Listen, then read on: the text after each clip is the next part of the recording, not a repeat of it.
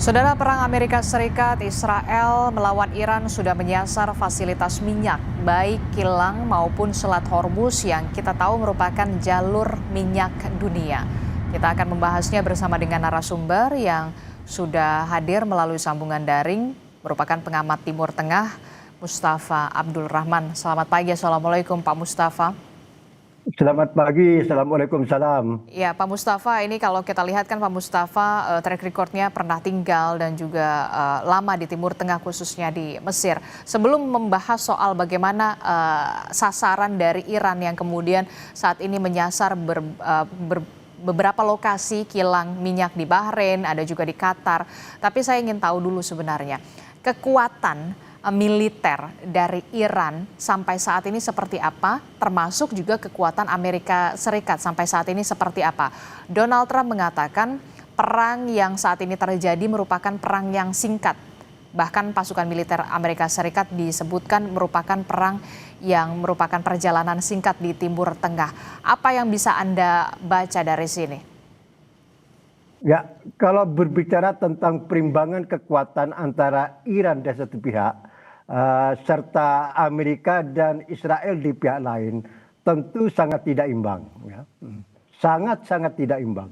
Dari segi teknologi, kemudian khususnya angkatan udara ya, jauh langit dan bumi lah. Makanya apa yang dilakukan oleh Iran sekarang untuk menciptakan perimbangan kekuatan tersebut, Iran melaksanakan perang asimetris. Jadi tidak hanya hit to hit militer, tapi di semua aspek ekonomi, intelijen, siber dan seterusnya. Maka tadi yang disampaikan oleh bahwa Iran masih menyerang kilang minyak di Qatar, di Bahrain, dan seterusnya. Itu bagian daripada perang asimetris yang diciptakan oleh Iran dalam rangka untuk menciptakan perimbangan ini. Kemudian juga tadi sudah disampaikan dalam berita bahwa sasaran yang disasar oleh kedua pihak ini sudah beralih. Yang semula adalah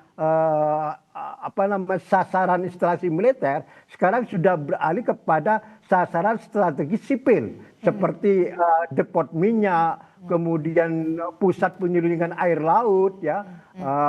Kemudian Israel dan Amerika sudah menyasar depot minyak terbesar di Teheran, sehingga Teheran kemudian terbakar semacam itu. Kemudian Israel dan Amerika juga menyasar pusat penyulingan air laut di Iran. Kemudian Iran juga membalas menyerang pusat penyulingan air laut di Bahrain, kemudian di Uni Emirat, ya gitulah. Ini kan sangat strategis karena di sana di negara Arab Teluk dan Iran namanya pengadaan air oleh mereka itu dari pusat penyulingan air laut. Jadi air laut yang sudah ditawarkan menjadi air tawar ya. Beda dengan kita di sini ya, air melimpah gitu ya. Kemudian kalau di Mesir air melimpah karena ada sungai Nil. Kalau di sana tidak ada sungai. Jadi pengadaan airnya itu melalui proses penyulingan dari air laut menjadi air, dari air asin menjadi air tawar. Dan ini sekarang sudah menjadi sasaran utama, saling menyerang.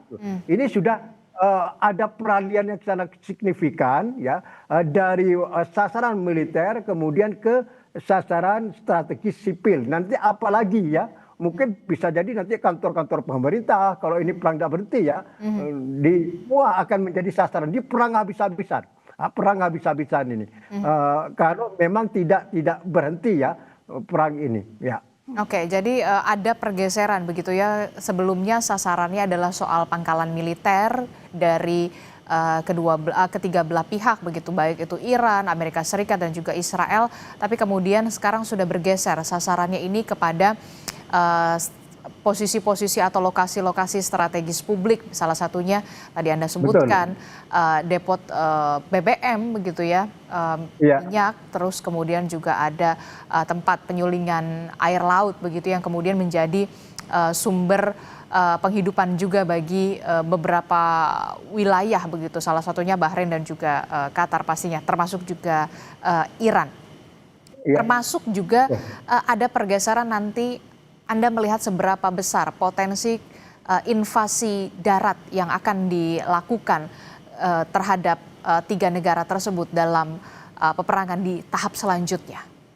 Ya, memang beberapa hari ini setelah kelihatan Amerika sudah tidak bisa menggulingkan pemerintah Iran lewat serangan udara dan laut, maka muncul wacana dari Presiden Donald Trump sendiri untuk melibatkan pasukan darat Amerika. Memang masih bertanya-tanya gimana mekanisme Amerika menerjunkan pasukan daratnya ke Iran. Karena menurut banyak analisis mustahil lah Amerika yang di belakangnya Israel menerjunkan pasukan darat ke Iran, karena Iran itu beda dengan Irak, beda dengan Afghanistan.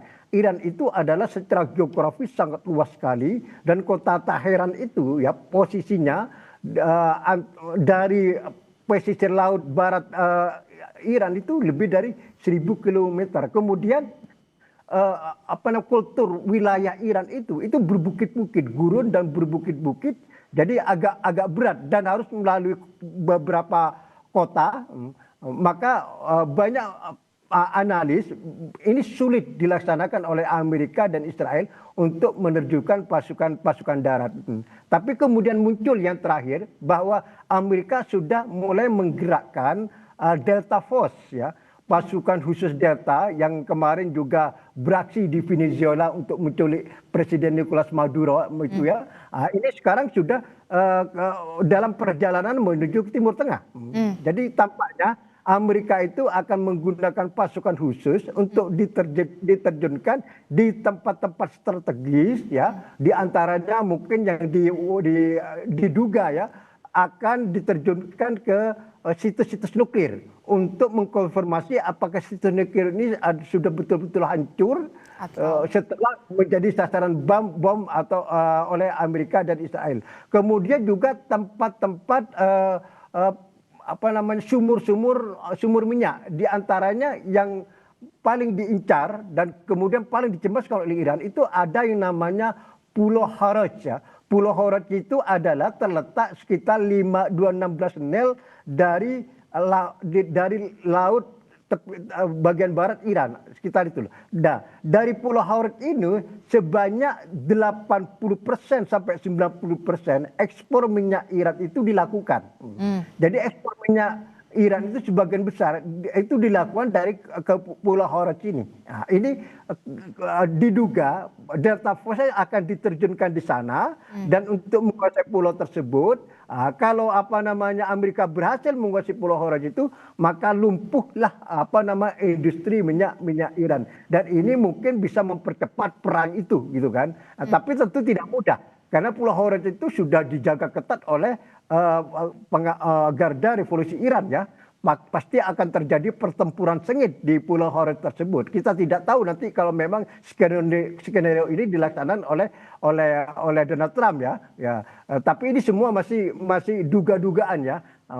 Opsi-opsi apa yang akan dilakukan oleh Amerika, teknisnya bagaimana ketika keputusan menerjunkan pasukan darat itu sudah keluar, ya. Di antaranya itu.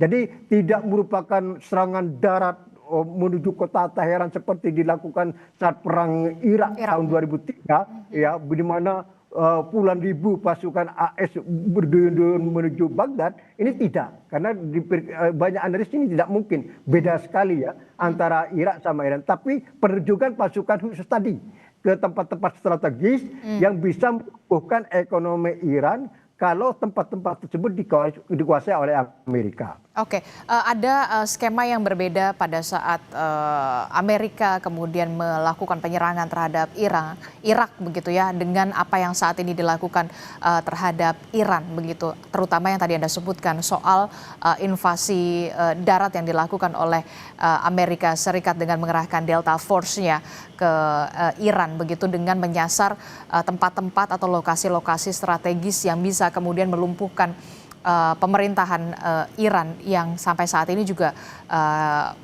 kita masih melihat sejauh mana potensi ke arah sana begitu.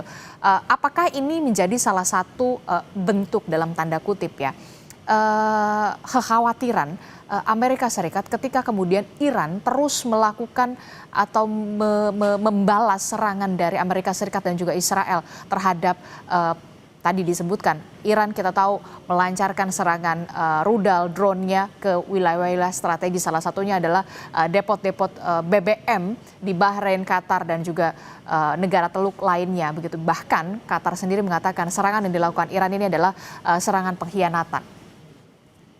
Ya, itu di satu pihak benar ya.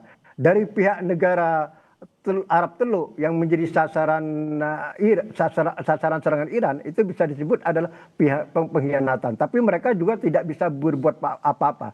Di pihak lain, ini seperti disebutkan tadi, ini perang asimetris. Jadi tujuan Iran terus menyerang negara-negara Arab Teluk tersebut ya itu dalam rangka untuk mempercepat berakhirnya perang ini. Diharapkan oleh Iran mungkin ya dengan menyerang sasaran strategis di negara-negara Arab Teluk tersebut ini nanti menjadi tekanan terhadap Presiden Trump karena tentu negara Arab tersebut yang kaya minyak dan gas itu akan menimbulkan krisis ekonomi dunia dan ini sudah jelas sekarang minyak sudah harganya lebih dari 100 US dollar, sudah 112 atau sekian gitu 118. Padahal pada awal perang itu masih 60 atau 70 dolar sekian gitu. Sekarang sudah 100 ini. Jadi meroket dalam waktu cepat. Begitu pula gas ya. Harga gas sekarang sudah tidak bisa dikendalikan lagi. Dan ini oleh Iran mungkin diharapkan masyarakat internasional menjadi mendapat dampak langsung kemudian rame-rame menekan Amerika dan Israel untuk segera menghentikan perang. Ini barangkali tujuan Iran ya dan saya punya keyakinan begitu ya, saya pribadi meyakinkan kelakuan Iran tujuannya ke situ gitu kan. Oke, nanti kita akan bahas lagi bagaimana kemudian dampak yang memang sudah dirasakan oleh global atau dunia dengan adanya perang Amerika Serikat Israel melawan Iran begitu dan juga sebaliknya ini berdampak terhadap perekonomian, salah satunya adalah naiknya harga minyak dunia dan juga gas. Tentu saja ini menjadi kewaspadaan tersendiri bagi kita pemerintah Indonesia gitu ya, negara Indonesia termasuk juga negara-negara lain di dunia. Nanti kita akan bahas selengkapnya usai jeda, kami akan segera kembali dalam Breaking News Kompas TV.